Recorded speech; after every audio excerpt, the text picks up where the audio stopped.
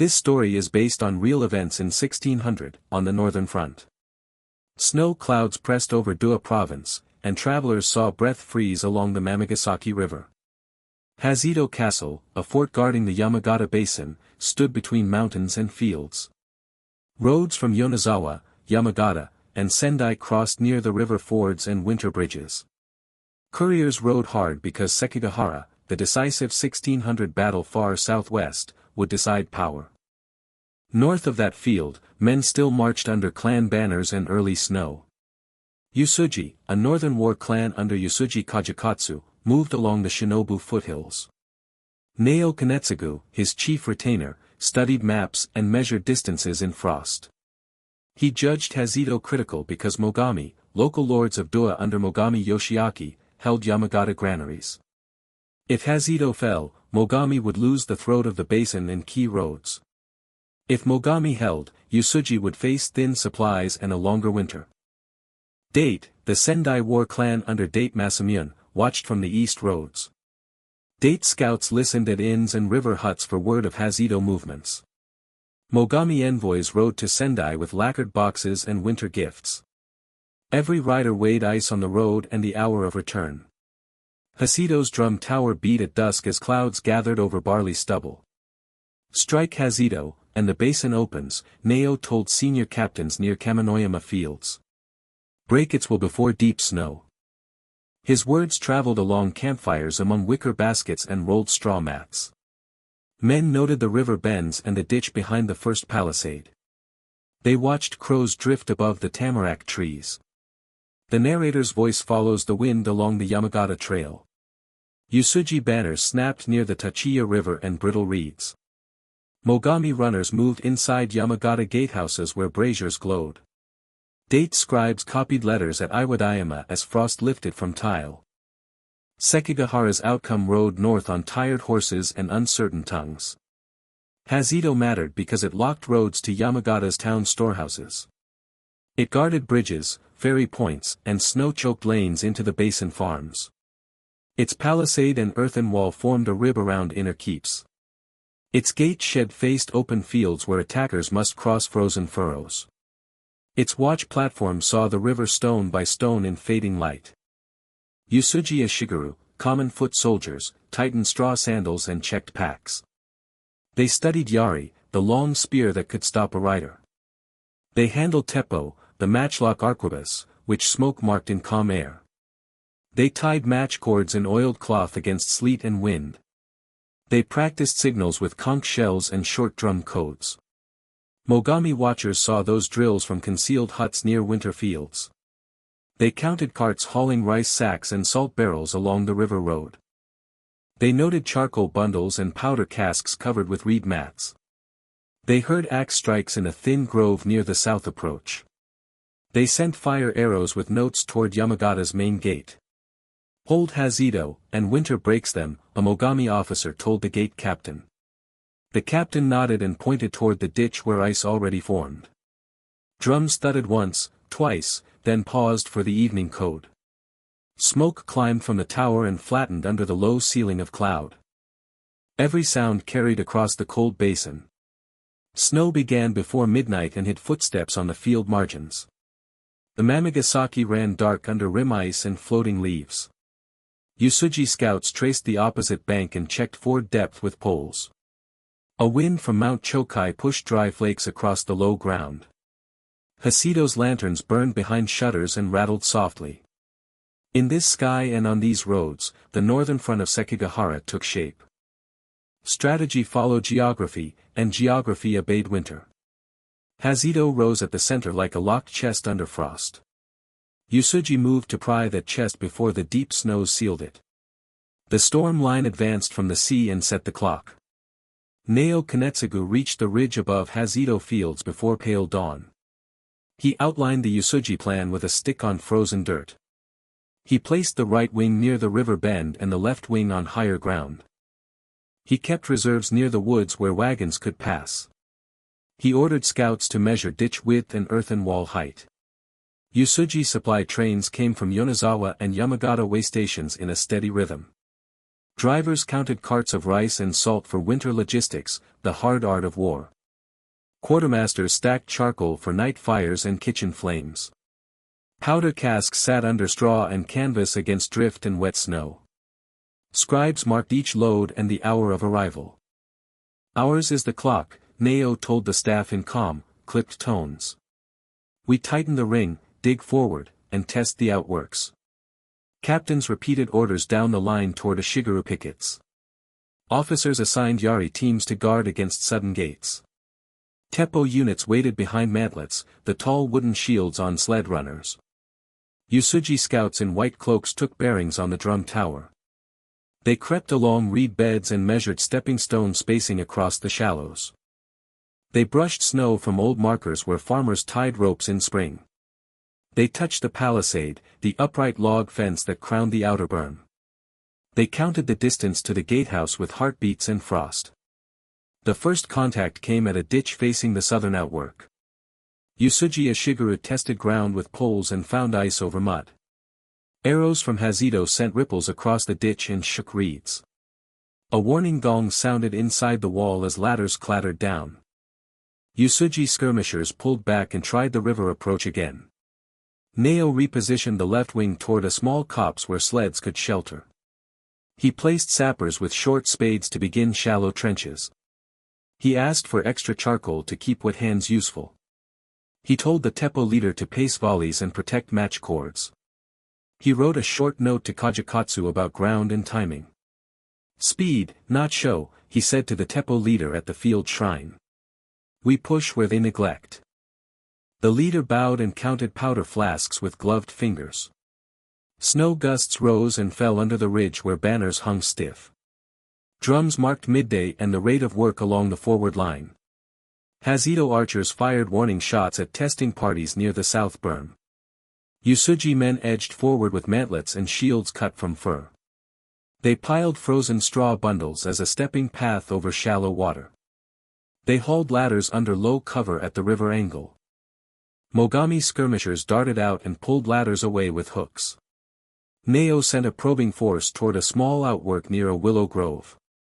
The willows swayed and dropped ice onto helmet plates.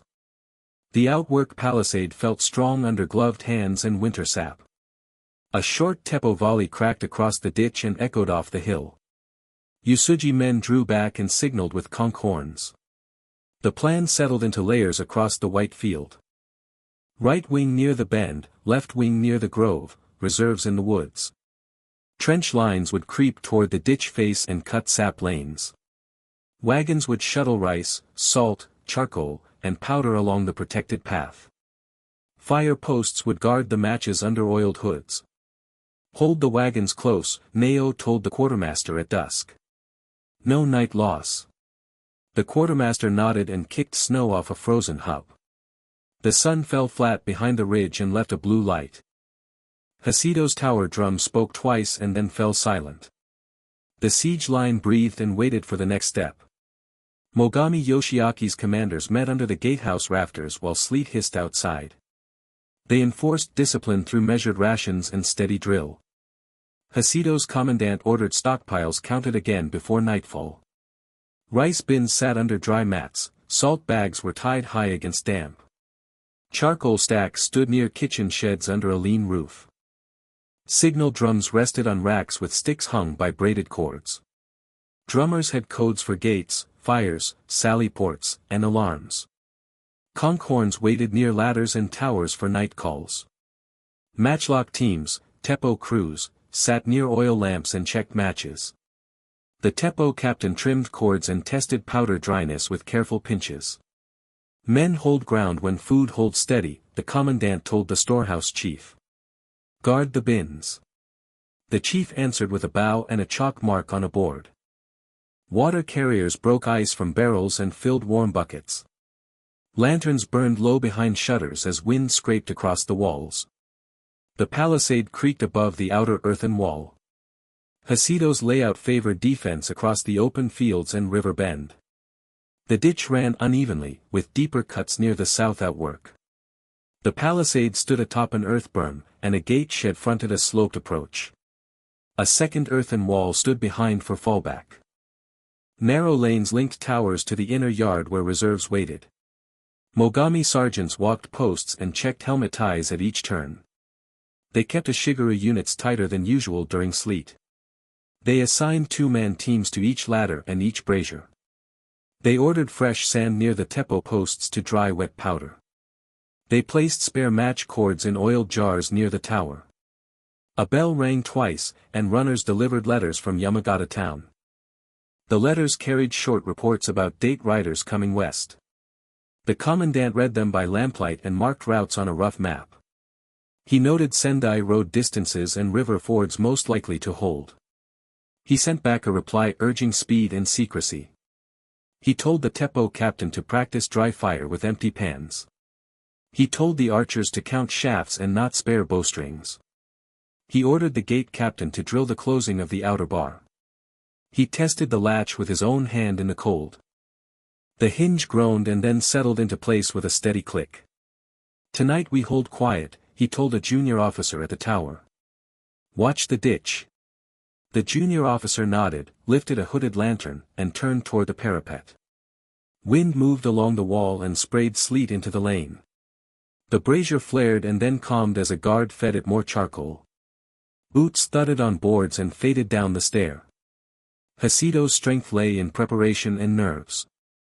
Mogami men believed Date would send relief from Sendai. They believed Uesugi would grow anxious if stores ran low. They believed winter would strip strength from men who must sleep in fields. They listened to the river and the distant drums and kept their discipline. At first light, Uesugi skirmishers pushed mantlets toward the south outwork. The shields slid on runners across frozen clods and thin crust.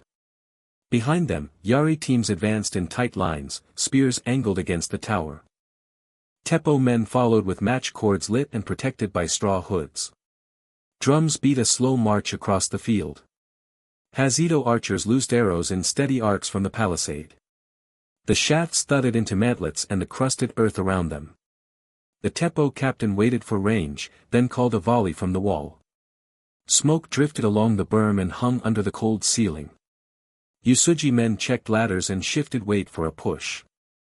"Hold your pace," a Uesugi lieutenant told the front line near the ditch. "Watch the footing." The men stepped onto bundled straw, laid to bridge the shallow water.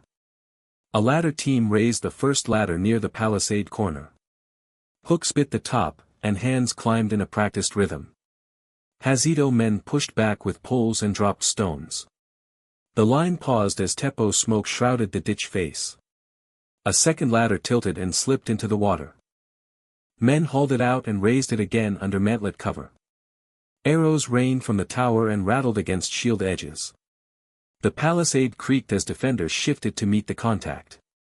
Casualties remained light but constant, men stumbled back to the reserves. Captains pulled wounded out with ropes and short sleds. The narrator notes steady hands and controlled breath in the cold. Uesugi kept pressure but did not spend reserves on a rash rush. Naoe watched the rhythm and marked weak spots with a brush. At mid-morning, Uesugi teams tried the river angle under willow cover. The willows shook sleet onto helmets and coats. A teppo volley from the bank checked Mogami archers on the wall. Ladders rose again, and a hooked pole snagged the parapet rail. Hasedo men chopped the hook line and sent the pole down. Inside, the commandant paced the inner lane and listened to drum codes. He counted the intervals and judged the attacker's strength. He sent a small reserve to the corner tower with extra sand and cords. He ordered water for the wall crews and a brief rotation at the gate. He kept the main reserve near the second wall, untouched. "Steady hands, steady powder," he told the teppo captain as noon neared. The captain nodded and cleared pans between volleys. Smoke blew toward the fields and then shifted back under a gust. Drums on both sides thudded through the white light. The ditch froze at the edges, and the straw bridge stiffened. By afternoon, the assault had tested the outer defense but gained no entry. Uesugi withdrew the mantlets to repair damage and patch runners. Naoe marked the lessons and changed tasking for the evening. He ordered sap points plotted where the ditch narrowed. He called for more charcoal and dry straw before night. Night fell with a blizzard wind that scraped noise from the field. Uesugi scouts moved under white cloaks along the ditch shoulders. They probed for silent crossings and counted the pace to the gate. Conch horns sounded short notes to guide small parties. Snow packed in helmet crests and on gloved knuckles. Inside Hasedo, Mogami officers planned countermoves by lantern light. The commandant ordered 2 sorties to harass sap crews near the willow grove. Teppo men checked matches under oiled hoods and kept pans dry with warm cloth. Archers wrapped sleeves tight and tested bowstrings with careful pulls. Drummers rehearsed alarm codes in low beats. Open and strike, then close, the commandant told a sortie leader at the postern. No chasing. The leader nodded and touched the latch with 2 fingers. The postern opened into sleet and a white haze. The sortie ran out, spears low and feet sure on packed snow. They hit a Uesugi probe and broke it in 3 strikes. Uesugi answered with a false alarm toward the river approach. A horn sounded long, and shadows moved behind mantlets. Hasedo shifted Teppo to the bank and thinned the south wall. Naoe's pickets noted the movement and sent flares from the grove. A small team rushed the south outwork and cut through a fence. Mogami drummers beat the code for return and regroup. The sortie leader pulled back and swung the postern shut. Teppo crews along the south wall fired 2 quick volleys into the dark. Sparks drifted down the ditch, and the wind cleared smoke from the burn. A bell at the tower rang once and then twice. Uesugi men tried ladders under cover of drifting snow. The ladders met the palisade and shook under pushing poles. A thrown hook caught a rail, but a Mogami pole snapped the haft. An Ishigaru slipped near the ditch edge and slid into slush. His comrades hauled him out with a rope and a curse. Naoe stepped along the line and checked each sap mark by torch. He set timers by drum intervals and measured trench depth. He looked toward the field kitchens and saw steam rise. He ordered warm rice and salted fish sent to pickets. He told the quartermaster to guard powder with extra canvas. Keep the beacons ready, Naoe told the signal chief near the ridge. Use them to mislead. The chief bowed and placed dry kindling under a tarp.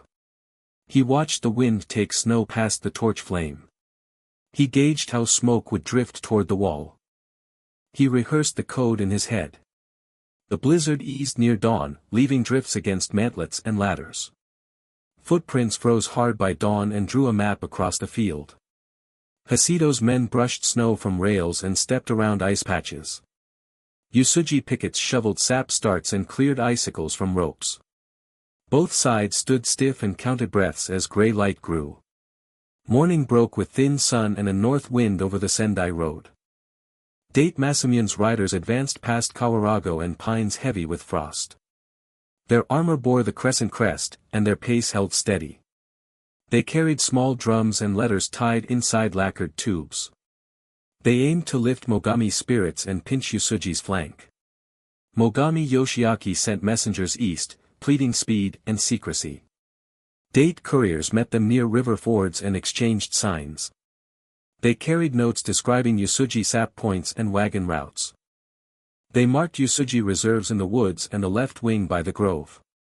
They tracked the rhythm of drums across the basin. Tell Hasedo we ride before full snow, a date officer said near a shrine. Hold the towers. The messenger bowed and spurred his horse toward Yamagata. Cold bit the animal's breath into small clouds. The rider crossed a narrow bridge and vanished into a stand of bamboo. The wind rattled the leaves and carried sleet. Uesugi scouts intercepted one letter near a ford west of the ridge. They dragged a drifted branch aside and found hoof marks on the ice. They caught the courier near a bend where reeds thinned. They took the tube and delivered it to Naoe before noon. Naoe read the note and tightened his mouth. He gathered captains and adjusted watches along the eastern approaches. He placed extra pickets between the river and the woods. He ordered 2 Teppo units to hold ready to enfilade the Sendai road. He told sappers to deepen the trench on the left wing. He sent a calm reply to Kajikatsu about possible date movement. Inside Hasedo, morale lifted with rumors of date banners near the hills. The commandant read his own letters and replied with careful ink. He promised to hold the palisade and buy days for relief. He rationed tea and rice to strengthen wall crews before night. He called for extra charcoal so men would not shake on the parapet. Relief rides, the commandant told a young drummer as dusk came. Beat the code for patience. The drummer nodded and tapped a slow heartbeat across the field. Uesugi men heard it and knew the message without words. Drums shaped courage as well as orders, and the cold carried sound far. Lanterns pricked the dusk above the gate. Date riders camped short of Hasedo to hide strength behind folds of land. They banked fires and sipped hot broth under skyscreens.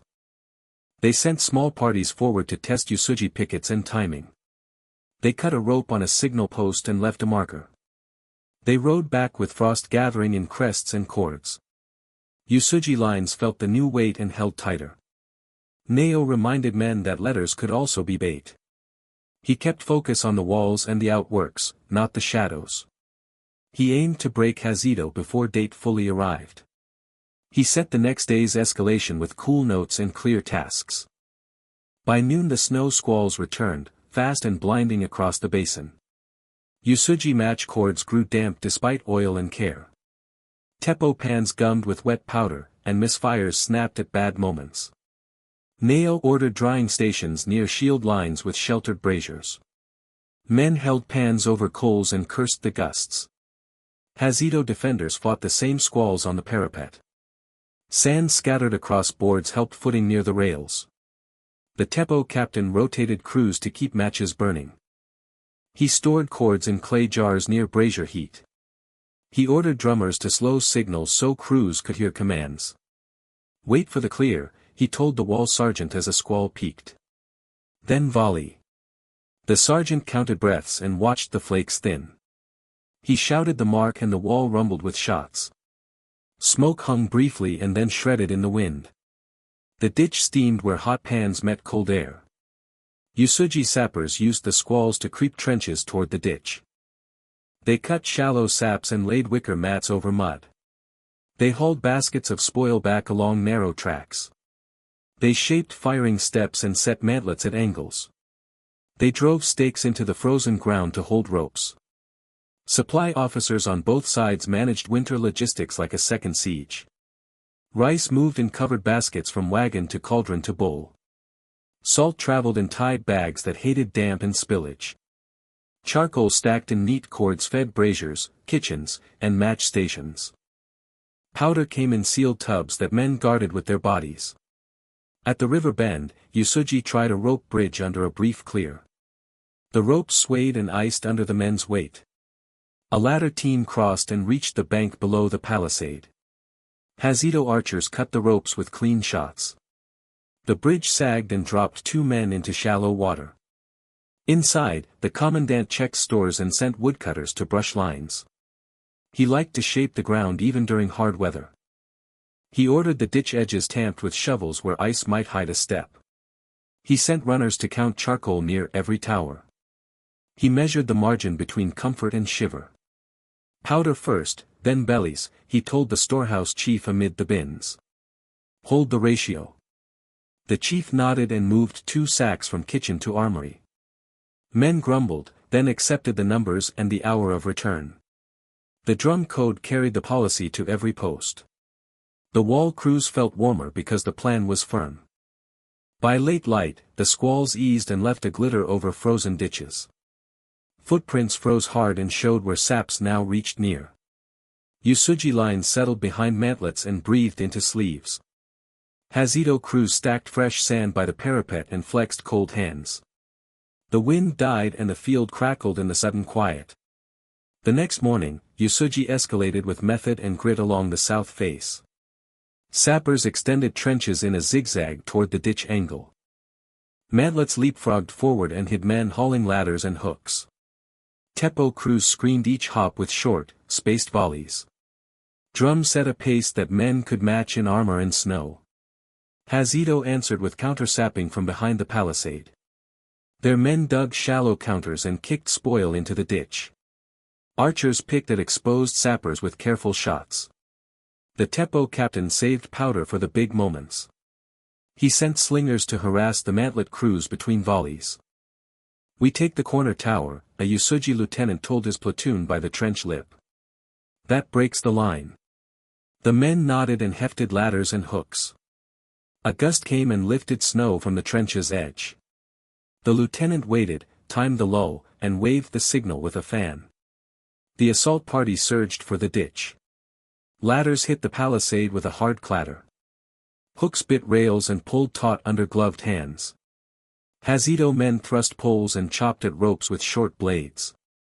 A volley from the tower knocked men off the upper rungs. A second volley followed before smoke swallowed the angle. Down in the ditch, sappers placed fascines to make a step. They hauled brush bundles through slush and stacked them under the wall. A team pushed a small petard barrel toward the gate corner. The fuse sputtered in the damp and hissed like a snake. A gust killed the flame and saved the gate.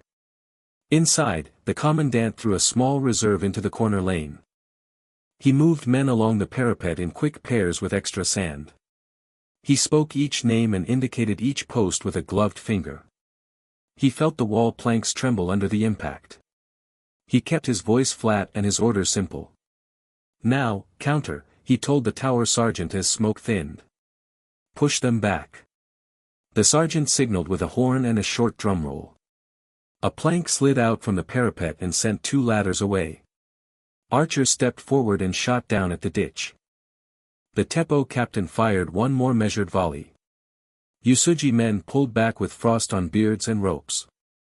Sled teams retrieved mantlets and damaged ladders under cover. Captains counted losses and wrote them in cool ink. Naoe received the notes and weighed the costs against time. He looked toward the eastern hills and thought of date riders. The siege paused at dusk, not broken, but not breaking through. Uesugi lines warmed hands over charcoal and spoke in short phrases. Hasedo crews ate hot broth and leaned on spears. The ditch steamed where men had struggled and stepped. The field stilled into a tight, waiting quiet. At dawn, a horse from the south brought a thin man and a thick message. He reached Naoe's tent and fell to his knees in the frost. The scroll carried the word that Tokugawa had won at Sekigahara, the decisive 1600 battle. West wind now blew for the east in every province. Northern plans bent under that single line. Naoe Kanetsugu read twice and closed his eyes in the cold. He understood numbers, roads, and the new weight of politics. He called captains and explained without drama or excuse. He ordered preparations for an orderly withdrawal from Hasedo. He tasked the rearguard to hold lines while wagons moved. "We leave before night," he told the senior lieutenant at the left wing. "No panic." The lieutenant bowed and repeated orders down the trenches. Men took down mantlets and loaded damaged gear onto sleds. Teppo crews saved powder and packed matches in oiled jars. Sappers covered saps and scraped tracks where possible. Inside Hasedo, the commandant heard the same news from a different mouth. A courier from Yamagata arrived with a short note and a bow. The commandant read, then folded the paper without a smile. He told the drum tower to wait and to watch. He did not sally in haste or send men into a trap. Date riders crept closer, testing Uesugi screens near the Sendai road. They found pickets alert and wagons already moving west. They saw Uesugi lines thinning at the field edge and the grove. They sent back word that the enemy might slip away by dusk. They asked for orders to harry the retreat. Naoe set the rearguard along the river bend with Teppo on knolls. He chose ground where arcs crossed and ditches helped. He placed yari blocks behind mantlets to stop sudden charges. He timed wagon departure to the drum and the conch. He sent a final note to Kajikatsu declaring the move. "Hold until the third drum," he told the rearguard captain near the willow. "Then peel away." The captain nodded and marked the sequence on a board. Snow began again, patient and steady, covering footprints as they formed. Hasedo's wall crews watched from the parapet, silent and intent. The field felt like a held breath. By afternoon, Uesugi lines shrank toward the west roads. The rearguard fired measured volleys and fell back by bounds. Mogami sorties tested the edge and then returned to the wall. Date scouts nipped at the flanks but avoided a trap at the bend. The withdrawal kept order and speed under a low sky. At dusk, the last sled vanished beyond the ridge toward Yonezawa. Drums in Hasedo beat a slow, proud call across the cold. The commandant allowed one cheer and then cut it short. He knew winter still pressed, and Yamagata still needed grain. He sent thanks to the towers and a prayer to the wind. Snow deepened over the basin as silence replaced drums and horns. Hasedo Castle stood with smoked rails and scarred palisade, but it stood. Mogami Yoshiaki secured Yamagata granaries and the road net into Dewa. Date Masamune's presence on the Sendai road tightened the northern knot. Uesugi Kajikatsu, forced by Sekigahara's result, withdrew to protect his corps. Naoe Kanetsugu's siege had shown skill in lines, saps, and winter timing. His men worked clean, and their withdrawal showed control. Yet strategy met weather and the new order from Sekigahara.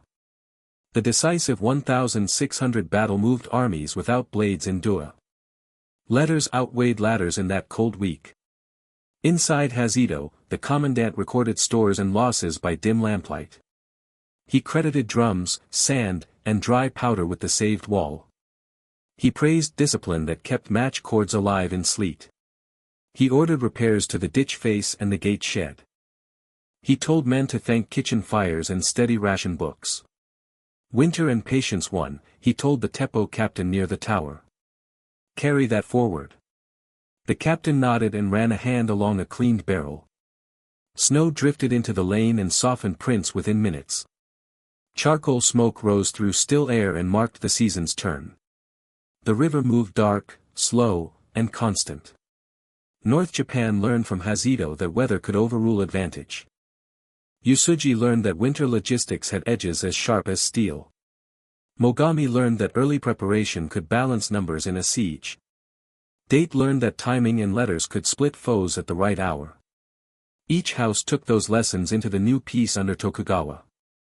Years later, travelers crossed the Yamagata Basin and remembered that white week. They named Hasedo among places where strategy and snow decided fate. They spoke Naoe Kanetsugu's measured lines and Mogami Yoshiaki's stubborn walls. They mentioned Date Masamune's shadow on the eastern road. They felt the cold again when drums sounded in memory. The legacy of Hasedo stands in steady choices under falling snow. It shows how tools, yari, teppo, drums, and spades, meet weather and will. It shows how roads and rivers matter when letters change a map. It shows how a fort guarding a basin can decide a province. It shows how patience and planning beat hurry and pride. Thank you for watching The Snow Battle of Hasedo. For more history stories, please subscribe for future episodes.